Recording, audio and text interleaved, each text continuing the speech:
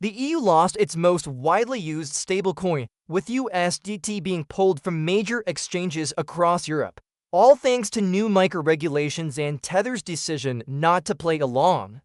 That opens up a huge opportunity in the market.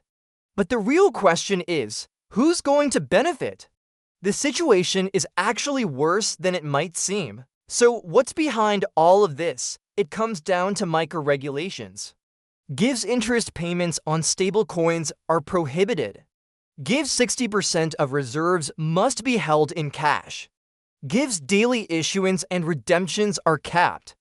Gives compliance must be tied to EU-regulated banks. Tether reviewed these requirements and effectively said, "We're out." They're not willing to restructure $150 billion operation just to stay in one region.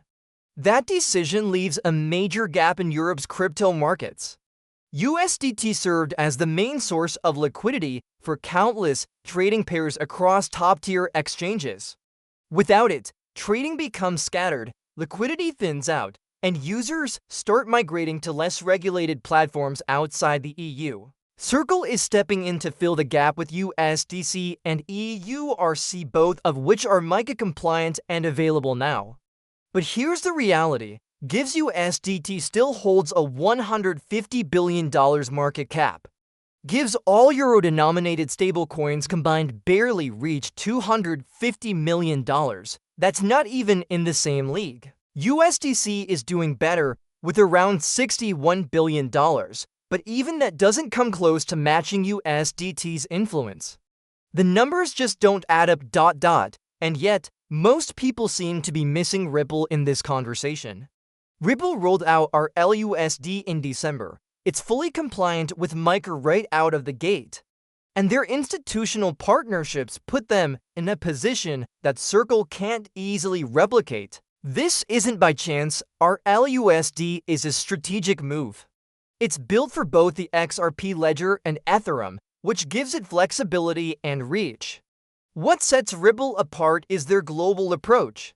While most stablecoin projects have stayed focused on the US, Ripple built strong connections in other regions.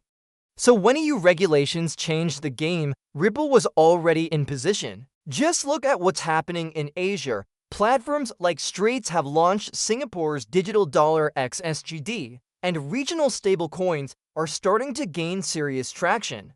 Ripple understood this shift early, and they adapted faster than anyone else. They've been preparing for a moment like this for years. Here's why RLUSD stands out.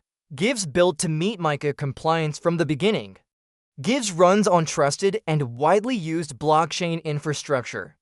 Gives backed by Ripple's institutional network. Gives ready to scale up quickly.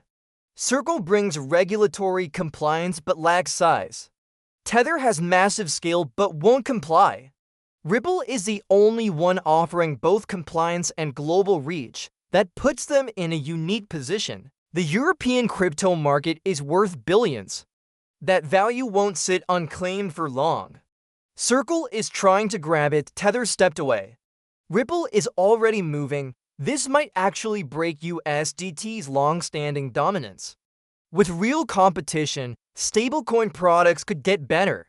The EU may have triggered that shift intentionally or not. At this point, RLUSD seems like the strongest candidate to fill the gap.